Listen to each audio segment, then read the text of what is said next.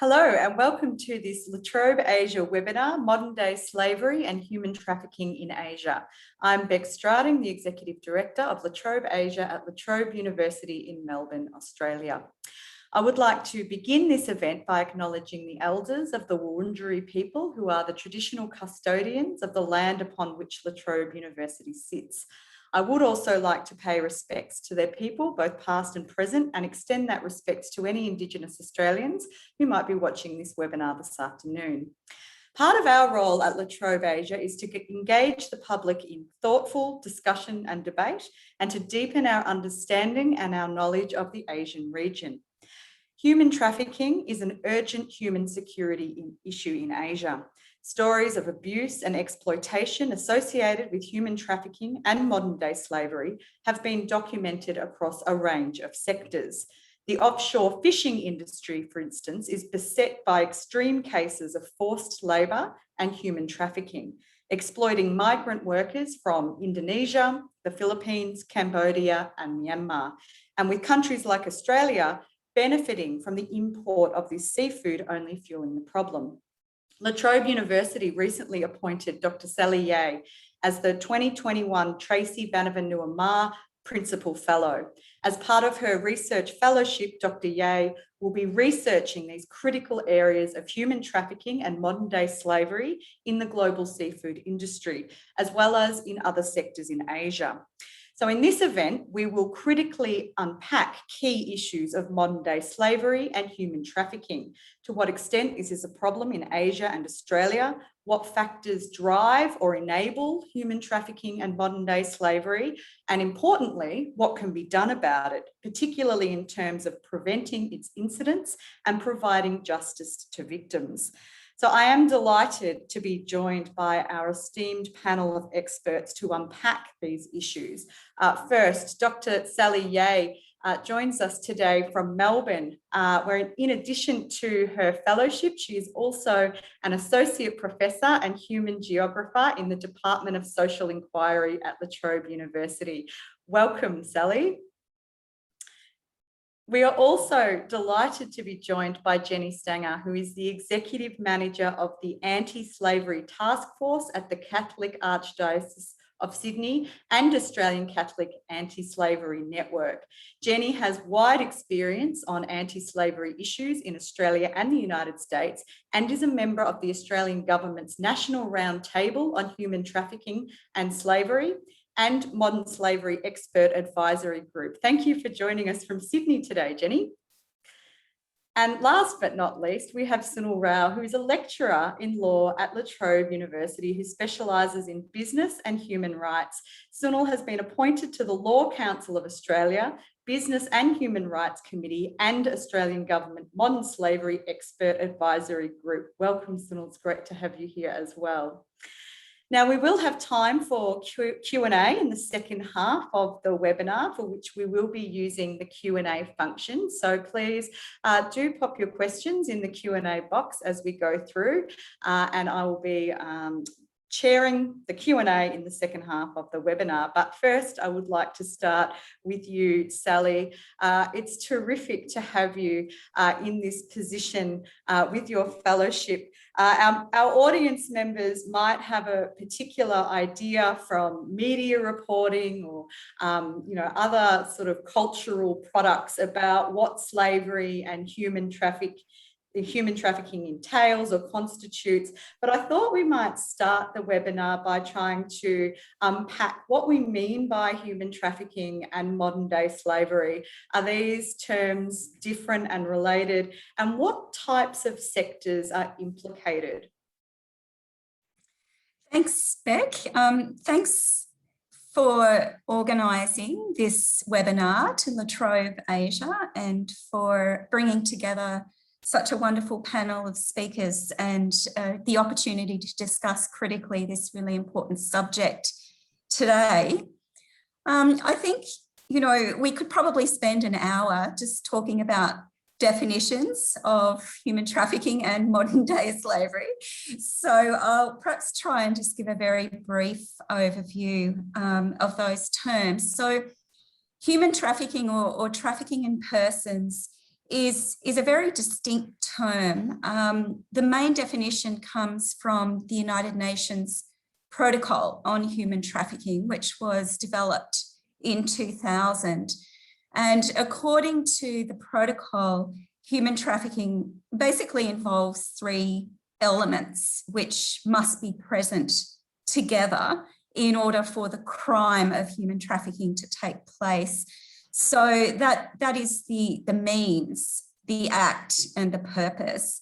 So the means generally refer to things like fraud or abduction or deception, deceptive recruitment, coercion, ways in which people are brought into a situation of human trafficking. The act is basically what's involved in moving someone into that situation of exploitation. So how they're recruited, how they're moved, whether they're harboured somewhere and transferred between different parties, and then ultimately to the site where they're deployed in a situation of exploitation. And the purpose is really quite simple, and that's just exploitation. And of course, there are a range of different types of exploitation, some of which are mentioned in the UN protocol, but it's not an exhaustive list. So that would include things like prostitution, other types of sexual exploitation, forced labour, removal of organs, and so on. So, you know, human trafficking then, I guess, is really quite a distinct activity and a crime. And many countries around the world now have legislation, have developed legislation pursuant to the UN protocol, which criminalises human trafficking. And most countries base their legislation broadly on the definition contained in the UN protocol. I think when we talk about modern day slavery, it's a slightly broader term than human trafficking. And really it describes situations of extreme exploitation. And, you know, that could include human trafficking. It could include forced labour. It could include child labour, early marriages, forced marriages, and so on. So, you know, modern day slavery is very much a term that's used in common parlance, I guess, and quite distinct in many senses from historical ideas of slavery and historical forms of slavery, particularly, you know, I guess we can contrast modern slavery with chattel slavery in that these days, you know, formal ownership of a slave is illegal, is outlawed in every country of the world, really. So we want to make sure that we distinguish between traditional chattel forms of slavery and its modern variants. So yeah, that's just a very quick overview then, I think, of those two terms. So with the sort of the second part of the question of the types of sectors that are implicated, because your research in particular focuses on the fishing industry, and that's not an industry that perhaps a lot of us think about when we think about modern day slavery and human trafficking. Yeah, so well, when I started doing research on human trafficking quite a long time ago, my research was on trafficking for commercial sexual exploitation. And so that was in the early 2000s, where I looked at the trafficking of women primarily around US military bases in South Korea. And at that time, I think in the early to mid 2000s, most people understood human trafficking as being associated with the sex industry, with commercial sexual exploitation. And it's really only been, I think, in the last probably 10 years or so, that there has been a more vocal call for understanding types of exploitation that occur outside the sex industry. And the International Labour Organization has played quite a large role in advocating for the importance of looking at a variety of different forms of human trafficking beyond sexual exploitation, and also beyond a focus on women and children. So the seafood sector, the global fishing industry is one of those areas that has begun to be highlighted much more recently, along with forced labour in sectors like construction, agriculture, plantations. The garment industry is one that's a major focus of many advocacy campaigns going on in Australia at the moment. So really there are a huge range of sectors where human trafficking occurs. And, you know, again, we could spend the whole webinar just kind of listing off and reeling off different sectors where we do see modern day slavery and human trafficking. But for me at the moment, the focus of my research is primarily on the global fishing industry. And I'm also looking quite critically at the moment at organ trafficking, which when we think about modern day slavery, I think one of the things is that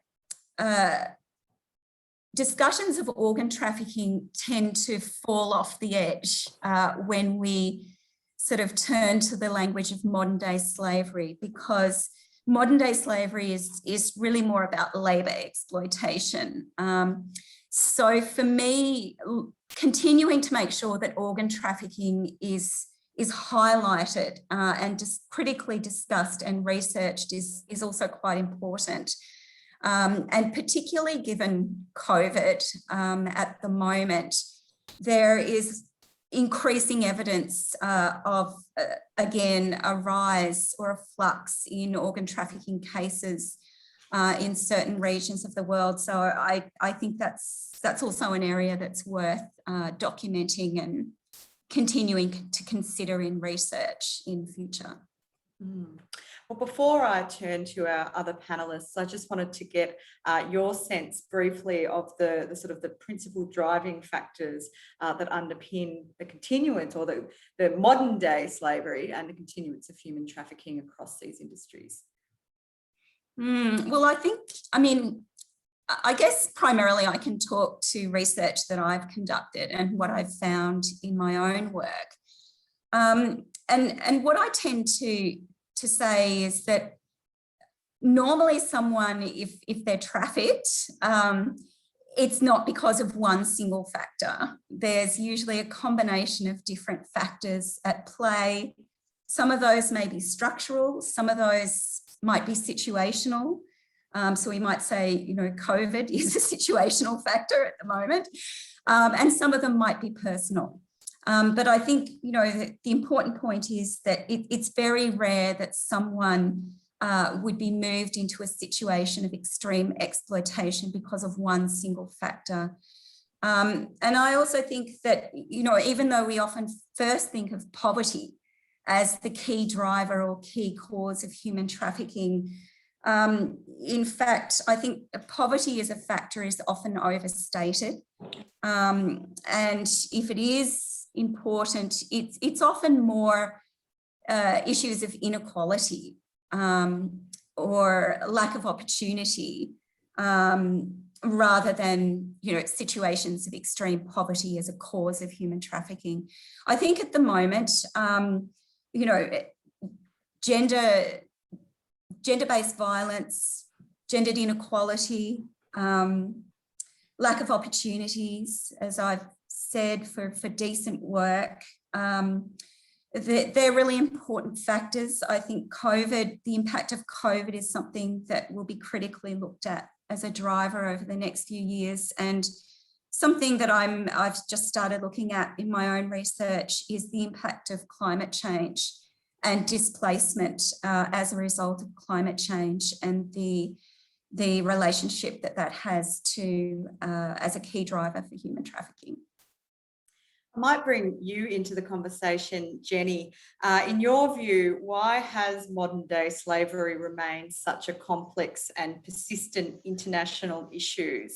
Why does it remain such a sort of intractable problem? And does it mean that governments and international community or businesses are not doing enough to try to deal with the problem, or is it more complex than that? Okay.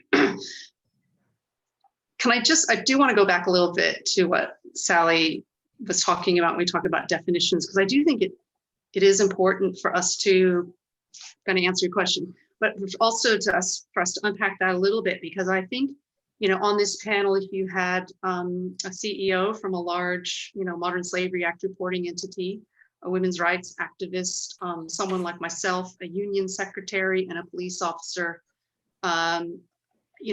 answering that question, like what constitutes human trafficking and modern slavery, I think you would get a big variety in terms of an answer to that question. And I do think even after all these years, there still to some degree is lack of agreement about what constitutes this, modern slavery umbrella term, and what are the elements. And that has real consequences, right, for people who are caught up in all kinds of exploitation.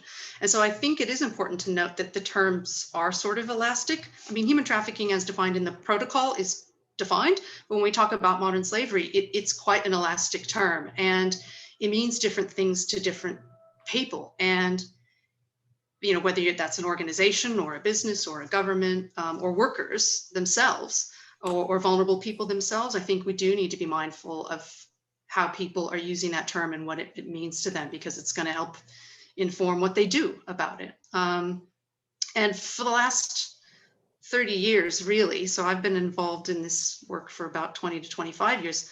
For the last 30 years, human trafficking and modern slavery have been framed in ways that really don't help the vast majority of people who are trapped in systemic exploitative labor across the world.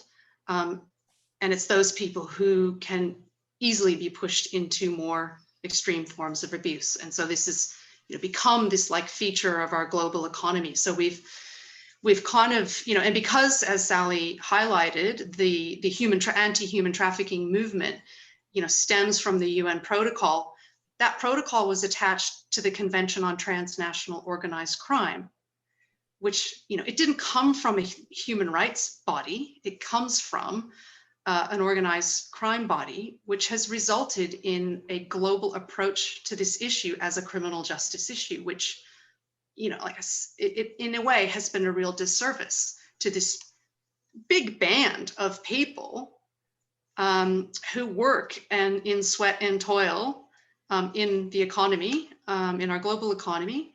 And, it's that situation that paves the way for the 40 million people who have wound up in more extreme forms of exploitation that we are calling modern slavery. So I do think it is important to recognize this kind of elasticity. And even in our own Modern Slavery Act inquiry here in Australia, this stuff is played out here. We've had so much of this play out on the landscape here, and the elasticity of the term right here in our own country has crossed into all of these sectors and issues that Sally has mentioned. Forced marriage has become a very high priority for the Australian government, and forced marriage crimes are included in the Commonwealth Criminal Code under the same division as all the other slavery crimes. There's an organ trafficking offense in Australia. The inquiry covered the trafficking of children into orphanages overseas. And online child sexual exploitation. And then again, Sally talked about how this kind of really the first probably 15 years of the anti-trafficking movement focused on the sex industry. And yet, there is still big disagreement, again, when we're trying to define what is and what isn't slavery. For some people, all sex work is inherently a form of slavery, and for others, it can be freely chosen. So we still grapple with these issues, and I think courts and juries and judges still grapple with these issues. And I think it's really important to understand that even amongst the NGO sector, so that's where I've spent my time in this space, is in the NGO sector, and amongst NGOs, there may, be quite a wide variety or disagreement around what constitutes what. So yeah, and so obviously I think there's quite a lot that remains to be done, and the reason that this really probably has been flourishing. I mean, I think the stats are disturbing and concerning, and they will change again. And COVID will have a big impact on how the next round of statistics emerge from the Global Slavery Index, whenever the next index is coming out. But it really is, we have had this unchecked, rampant, exploitation of people all over the world, and there's a lot of reasons for that. I'm really interested in how we can advance labor rights and labor standards for that really large band, so that we can stop that kind of tap of people being pushed over the line into more extreme forms of exploitation. Well, I'm glad that you raised your position in an NGO, because they do seem to play a critical role. So can you maybe give us an overview or an explanation of the roles that NGOs, civil society organisations, play in the anti-slavery movement? And I think one of the things that our audience members might be interested in is what we can do as individuals to contribute to the anti-slavery movement. Well, for me, I mean, I started out in this space, honestly, just as a concerned citizen in Los Angeles a number of years ago, when we had a huge human trafficking case involving garment workers working for top American retailers who were found in a sweatshop behind barbed wire and under armed guard. And some of them had been making clothes and garments for up to 7 years without any pay. I started out in this space as a concerned citizen when I saw that on the front page of the newspaper in my own community, and in fact, the community where my dad grew up. So I think, and it was NGOs who kind of, I would say, blew the lid off of that case and brought that case to the authorities and advocated for that case to be handled not as a case involving illegal immigrants, but as a case that involved victims of a really serious crime. So I think, NGOs can play such an important role in helping all of us to understand what's going on the ground. They have their own framing. Obviously, NGOs have their own framing of these issues, and they're a really critical link between workers and people on the ground who are suffering and being abused, and the policymakers and decision makers who can create change. Obviously, NGOs also have a really big role in providing protection and support for victims. I've spent the vast majority of my career doing that. In addition to starting an organization in the United States with my colleagues, I also ran the only refuge for victims of human trafficking and slavery right here in Australia for the Salvation Army, and it's still the only refuge in the country. So really important, because I think also, NGOs can truly look after the victims first, and truly work from a place that recognizes the trauma that they have experienced, and can really be out there to look after their interests. And obviously our lawyer friends who help us are important in that space as well. So I think we can provide a comprehensive, culturally appropriate support and protection to people, and again help identify those gaps in protection and support for policymakers, especially if the policymakers are providing some of the funds to ensure that protection is available. So look, I think NGOs are, one step away from the workers. They're kind of like the heart and soul of keeping things moving forward. and keeping some accountability on the part of particularly governments. And, obviously NGOs, need a lot of support to keep going. So I would encourage people to find an NGO that aligns with your values and interests. If you can volunteer, if you can support them in any way, that's much appreciated.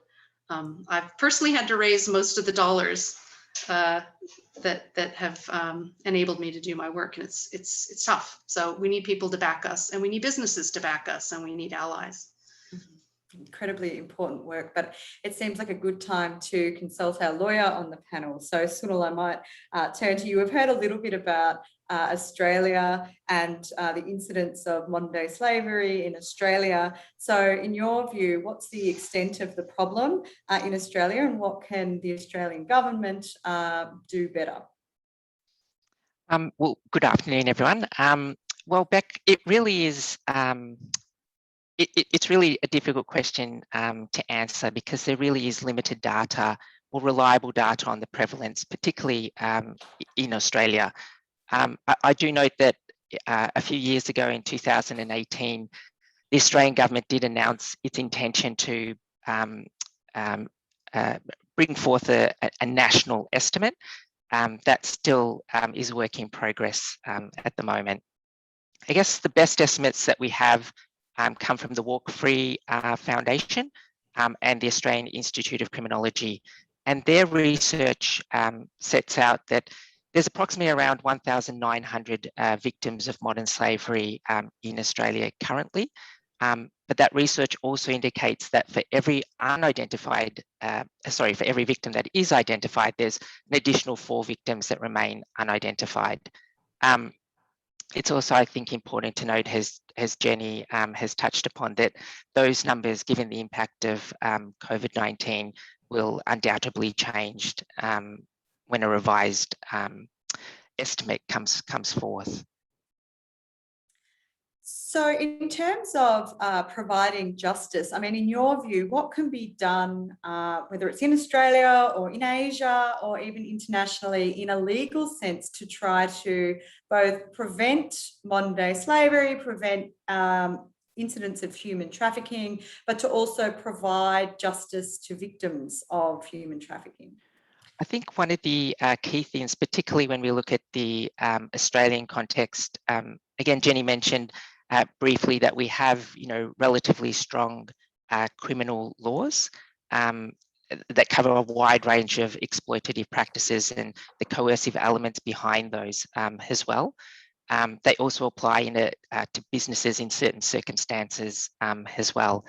But one of the areas I think the government really needs to focus on is really the victim identification process. That was borne out by the Hidden in Plain Sight report in 2017 that eventually led to our Modern Slavery Act. There's a lack of coordination between federal agencies and state and territory agencies. There's a lot of coupling that goes on between trafficking and migration, and that results in a lot of victims remaining unidentified because they're being viewed by law enforcement through the migration compliance spectrum. And this was also borne out also in the most recent Trafficking in Persons report in 2020.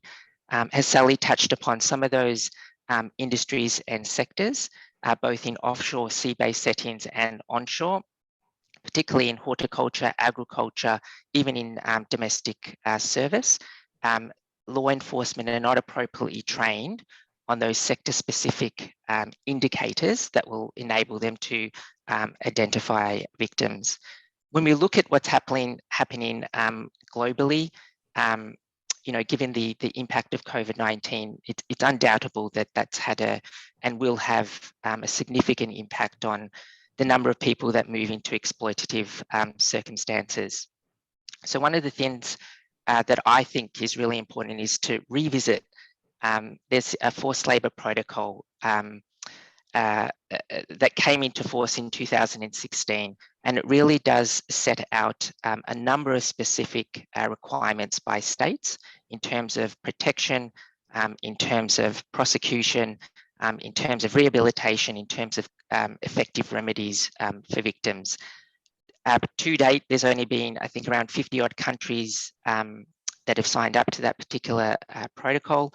And when we look at countries that we know historically and from previous estimates have a higher prevalence of modern slavery, countries like India, Bangladesh, Nepal, Pakistan, they have not signed up to this particular protocol. It's really important because it requires states to have a national policy and also a national plan of action. And it covers, as I said, those criminal justice aspects, victim protection and effective remedies. It also has provisions in there for states to make regulations in relation to public and private businesses and an expectation that they undertake due diligence in their operations and in their supply chains. So I think that is an incredibly powerful instrument. And I think it's sort of been forgotten amongst all of the regulations that are coming up. So we will head into Q&A. So please do put your questions in the Q&A box. But before we do that, Sally, I want to come back to you because a lot of your research is really centred on justice and centred on the individuals who have been sort of exploited through human trafficking and modern day slavery, particularly with the focus on Asia. So I'm wondering whether you can tell me about the challenges or the gaps or the barriers for things like victim identification, for compensation, for providing justice to victims. Yeah, thanks, Beck. Look, I think before answering that question and sort of leading into it, I want to pick up on what Jenny has said about, you know, the bulk, the large majority of people who are severely exploited, but who will never be classified or identified as victims of trafficking. And this is something that I have seen across contexts, across national contexts. So, you know, I mean, I've worked in Singapore, in South Korea, the Philippines, Cambodia, Bangladesh, and the number of people who I interview for my research who tick all the boxes, so to speak, in terms of indicators of trafficking, I would say that less than 1% of those people who've been involved in my research have ever been formally identified as victims of trafficking. And so I came up with this term, as academics are prone to do, to describe this, and I call it banal exploitation or normal exploitation. And really the idea here is that increasingly and quite worryingly, I see that certain forms of exploitation really go almost unnoticed. In other words, they're not seen as severe. They're accepted. They're generally accepted. And, you know, so if someone isn't paid their wages for 3 months and they don't feel that they're in a position to be able to leave their place of employment, and maybe they're subject to threats or some kind of verbal abuse, you know, it's often seen as not a situation that's relevant, or that it doesn't qualify as a situation of human trafficking because it's not severe enough. And I think that that is also a legacy of the early days following the UN protocol, when there was this real focus on very severe cases of exploitation, particularly in the sex industry. And that sort of breaking that association has formed a large part of my work over sort of the last 10 years, is to really critically unpack those representations and the stereotypes that only certain types of victims, you know, that fit in a very narrow criteria, are really legitimate victims and legitimate in the eyes of the government and the state, and those who are charged with victim identification. So for me, that really is a very big and ongoing concern. And I think that that does tie into, you know, sort of first responders or law enforcement, and even some NGOs who are often in a situation or a position where they are able to undertake victim identification. But, you know, this preconceived ideas of what a model victim is or should look like can really influence the way that those first responders identify and then classify people in particular situations. And again, in my own research, one of the really worrying things is that many people who fit the criteria for a victim of trafficking are still criminalised.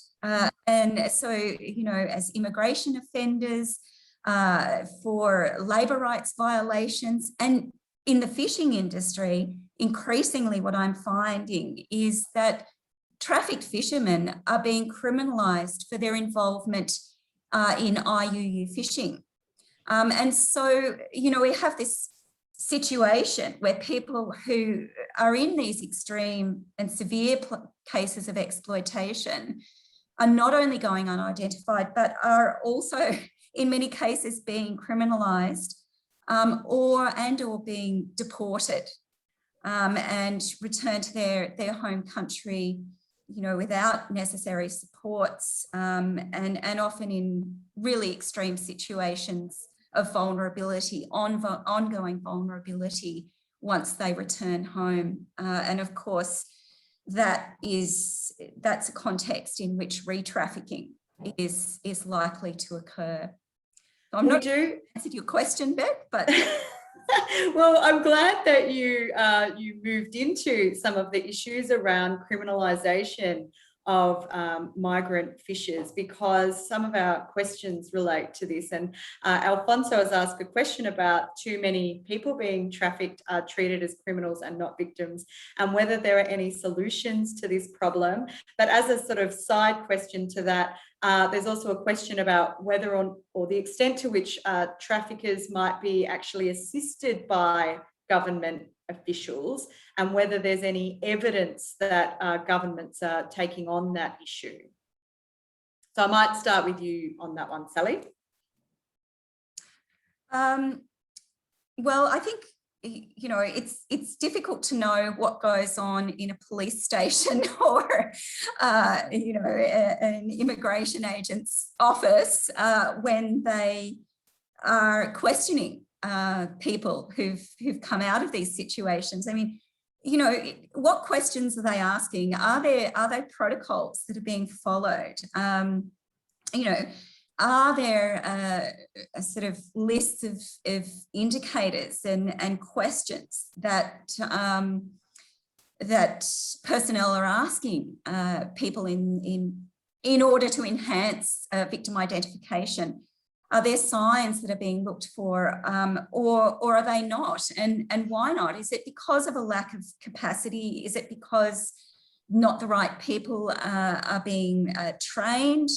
Is it because there's a persistent underlying view or stereotype, particularly of migrants as, you know, non-citizens, and therefore as non-citizens they don't deserve the same rights and protections as citizen subjects? So, you know, there are a huge number of possibilities here that we might consider.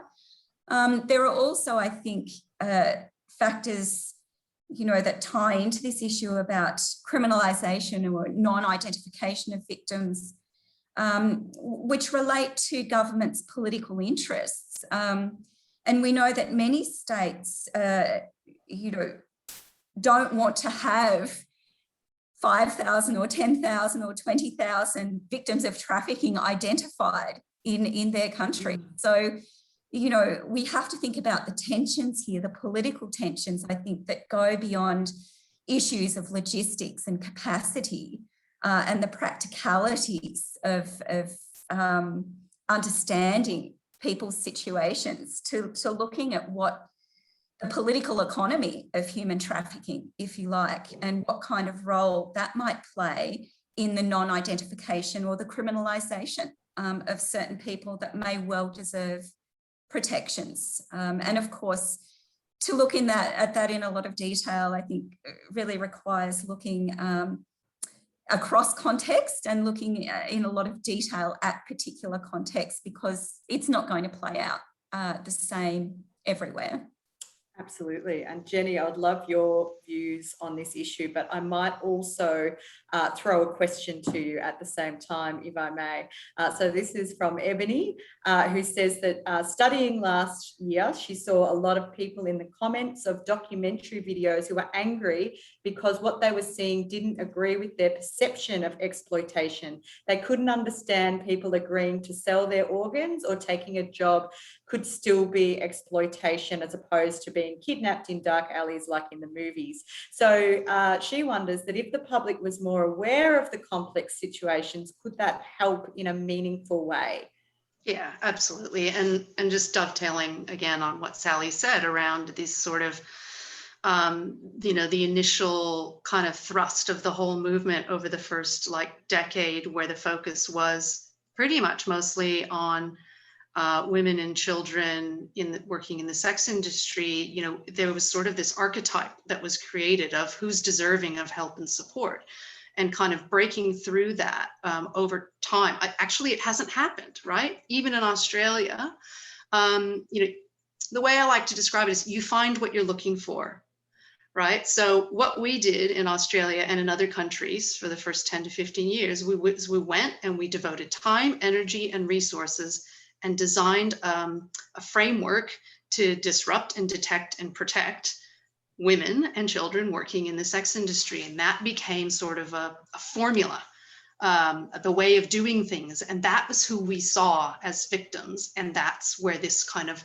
stereotype and archetype comes from, of who's deserving and who's legitimate. And I think, you know, when our own criminal code finally changed in 2014, you know, we didn't have a forced labor offense until 2014. And this is, I mean, I had been here for exactly 10 years and was bringing cases to the government of domestic servitude. Some of you may remember the Four Corners show about domestic servitude in embassies in Canberra. Those were cases that, you know, that we brought to the government, cases of domestic servitude in the community. There has been a case of trafficking for the purpose of organ removal in Australia. So, but, you know, to date, really, there haven't been any forced labor prosecutions, in spite of kind of a rampant exploitation that is going on every day across this country. I mean, you know, what Sally's describing in the context of other countries, it actually applies to Australia too. What is happening during an assessment with the federal police and a potential victim? What is the methodology being used to either positively or negatively decide? And then count that person into the statistics that Sunil's talking about. Victim identification here is embarrassingly low. It's very low. And this needs to be addressed. So, okay, I might have sort of lost track of the question there, but yes, it's complex. People are complex. We're talking about human beings who have agency and make choices. Sometimes they make choices we think they shouldn't make, or they make choices we wish they didn't make, but they make them. Right? And sometimes it puts them in a situation where they're incredibly vulnerable and maybe victims of a really serious crime. So to answer Ebony's question, yeah, I think it's worthwhile to kind of go into the literature. So when I first started this work, there was no literature. Like, you'll go onto the internet, which was also new, to find out about human trafficking, and all you could get was some stories about Eastern European women being trafficked into the sex industry in Western Europe after the Berlin Wall came down. You know, now there's so much information out there, you actually have to wade through the garbage. There is actual garbage and you need to filter. but you know, I think probably listening to survivors and trying to find out a little bit more about their experiences from them is also a good thing, not just for average people wanting to learn more, but for all of us. I was going to kind of show you all that, you know, the government does have a new national action plan to combat modern slavery for the next 5 years. And I think it is important to acknowledge the actual tremendous amount of work that has gone on in Australia, especially over the last few years. Like a really small team of people in government and some very fired up ministers have pumped out a lot of work. And the new National Action Plan really is the roadmap for the next 5 years. And there are some, you know, you've got to acknowledge that there are some real highlights to it as well. And I'm really happy to see the inclusion of survivor voices and that government is interested for the first time ever in listening to survivors. So I think we will all benefit from that if we can create safe and appropriate ways, you know, to engage, because they're the experts, right? And a measure of our success will be if we have this same webinar in 2 years and there are empowered and supported and paid survivors sitting alongside us, you know, telling us what we should be doing and informing the response and highlighting the complexity of their own experience, because survivor experiences are not archetypal or stereotypical either. They are wide ranging, and there is no one survivor experience either. So I guess to answer Ebony's question is, you know, dive in. It takes years to learn about this stuff, and I'm still learning every day too.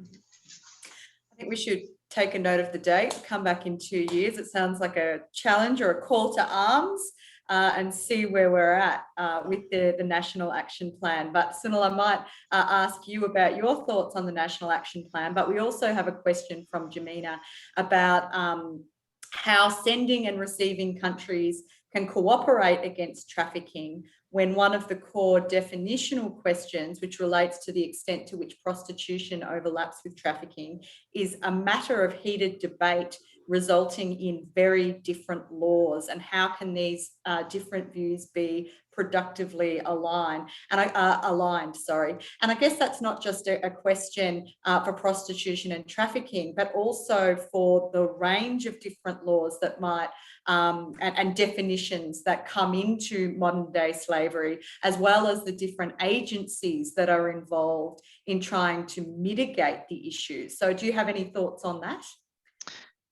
That's a really great question. Thinking from a practical perspective, I think what needs to, particularly with the sending and receiving states, it really comes down to the level of assistance that they provide to each other. So one of the things from a, I guess, a legal point of view that you can actually advocate for, or it is really to have those mutual legal assistance laws, the domestic laws in each country, pretty much brought up to scratch. And it's simple things. There's a number of countries out there that still don't have, you know, human trafficking as one of the crimes or potential offences for which there will be mutual legal assistance that's offered.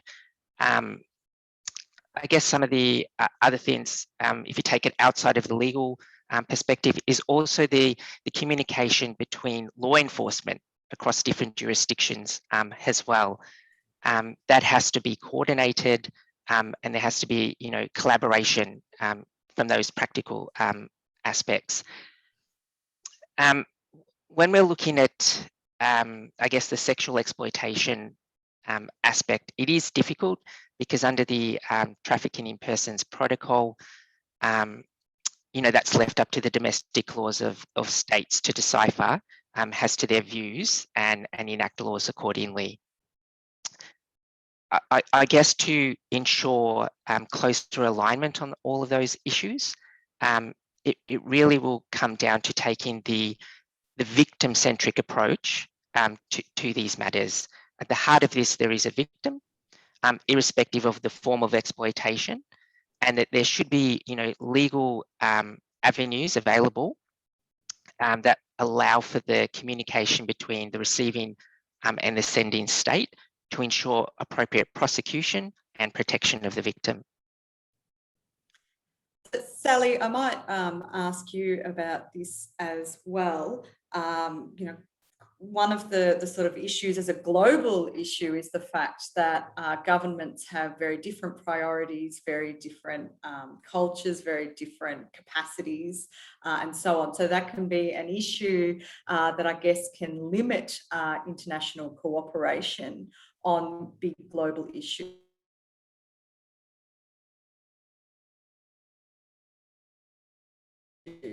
But I'm glad that Alfonso has asked this question, because all three panelists have talked about COVID, but it'll be really good to get a sense of how and why COVID has contributed to trafficking and or slavery. Well, it's an ongoing issue, isn't it? I think it's something that, you know, I can't leave Australia to do any field work at the moment to assess what the impact might be.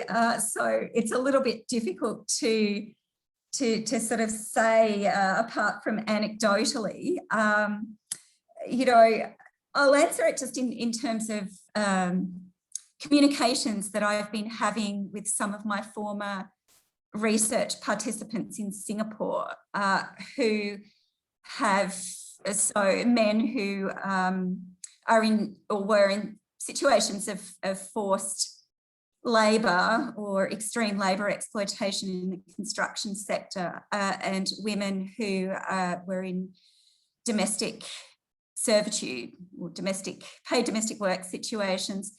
So the impact is really that many migrant workers who are already in vulnerable situations are having their contracts cut short and are having to return home, forcibly sort of returning home, without necessarily having paid off their migration debts.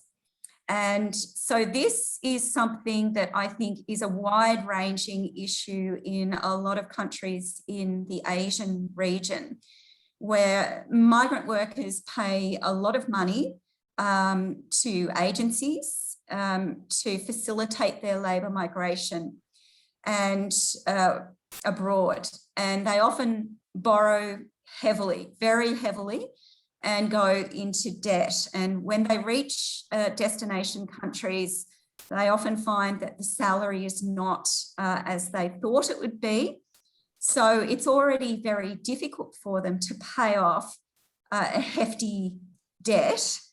And so if their contracts are cut short and they are already struggling to pay off debts and then they return home, that is going to create all sorts of heightened vulnerabilities for those people. So communicating with some of my Bangladeshi participants from my research in Singapore, they are really, you know, money lenders and other people, informal labour brokers, harassing them, knocking on their doors day after day, asking where the money is. And all this time, the interest is growing. So there's no way that they can remigrate. There's no opportunities for them to go abroad. There's nothing. And often the only thing that they have left to sell at this point is land.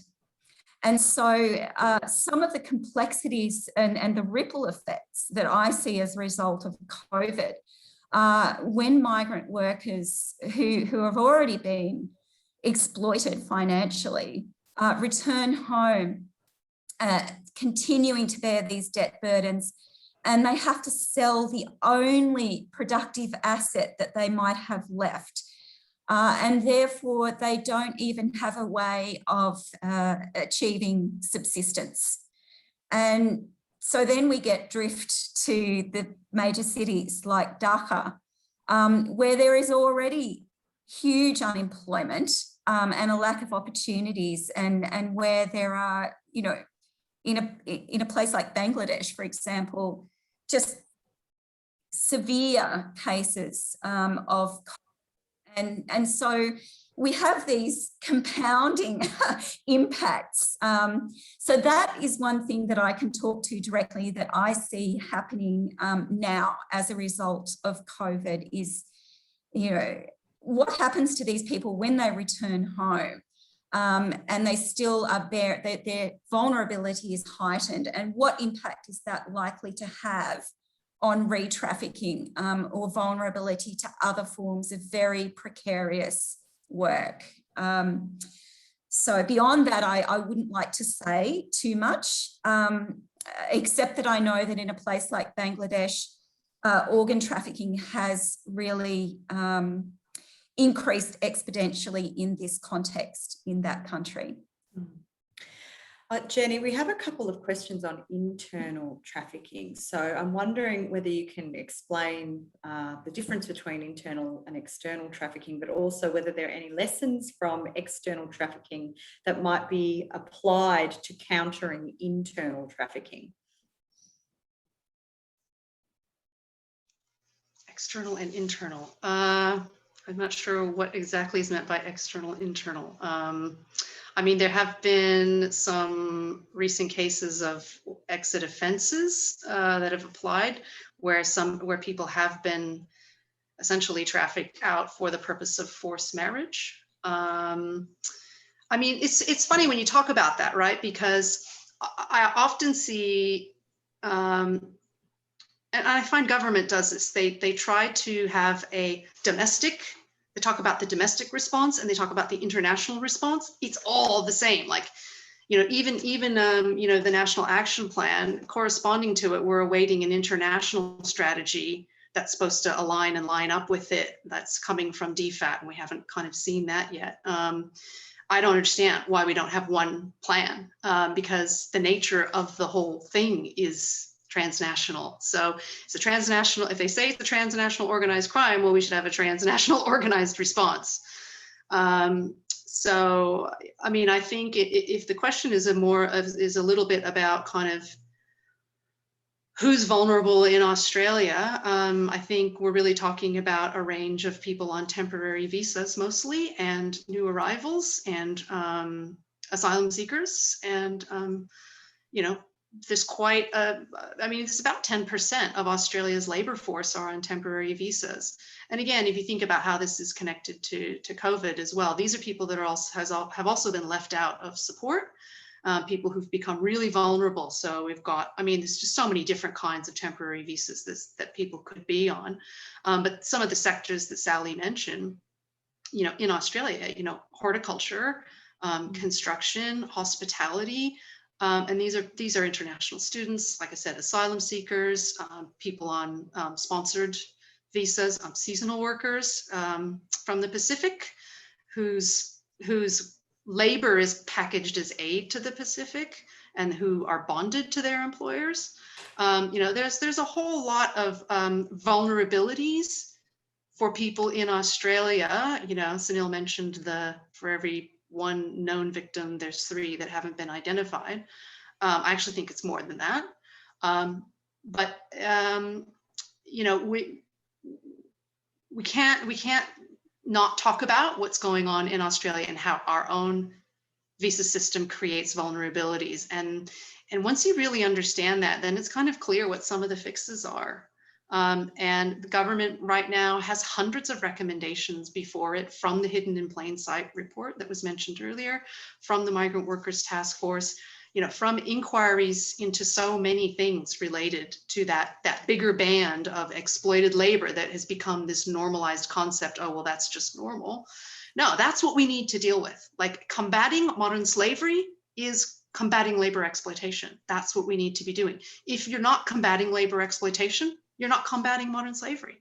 So that's really what we need to be focusing on, both internally and externally. And I know that Australia has dedicated some time and energy to lifting labor standards and advocating for better labor conditions overseas, and we're in such an important position in the region to do that. But we need to be doing more and more and more of that, and that needs, in my view, needs much greater visibility, because it's not, to me, it's not so visible. So I'd like to see a lot more visibility of that, and a lot more, yeah, kind of bringing together of this international thing and this domestic thing, because the nature of my work every day is international. When people say to me, oh, you work in Sydney, you work in Australia. No, it's international by nature. So I'm not sure if that answered the question exactly.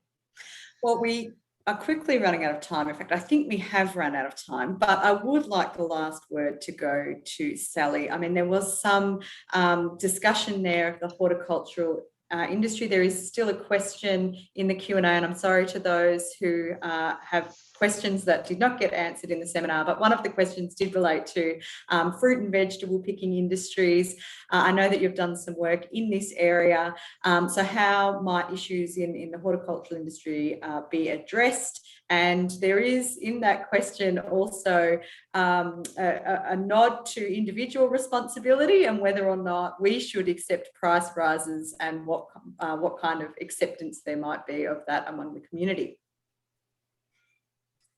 Okay, thanks, Beck. Well, actually, the horticulture work is just commencing, so I don't feel that I can really say too much about that. What I will say though is that so I am doing a small study with migrant workers in the Riverina, and that sort of spans a range of different sectors. And most of the participants to date have been working in aged care, commercial cleaning, or meatworks. And most of the ones that I've interviewed to date are refugees.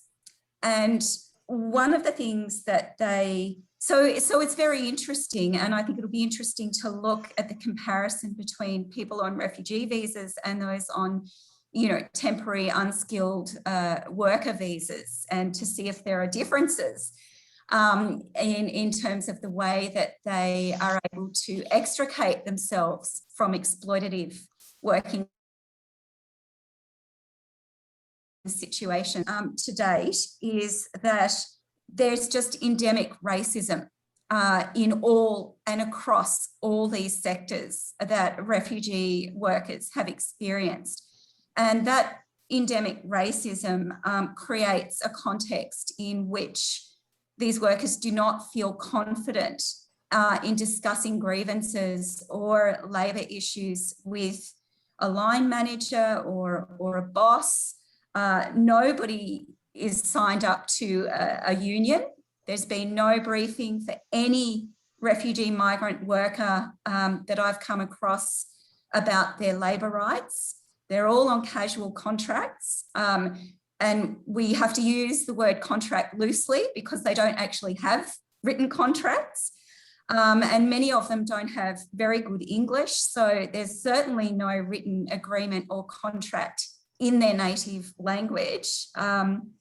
So there are all sorts of issues here that I think probably spill over into various permutations of labour exploitation and precarious work. But I really can't say too much more about that at this point. Certainly there's a responsibility, I think, to critically look at supply chains and consumer responsibility across all these sectors. But I also see the logistical quagmire of, labelling every single product in the supermarket and actually tracking back the supply chain and critically looking at how that can be achieved. I think it's still a mammoth task and one that's largely unfulfilled for most products that we see on our supermarket shelves in Australia.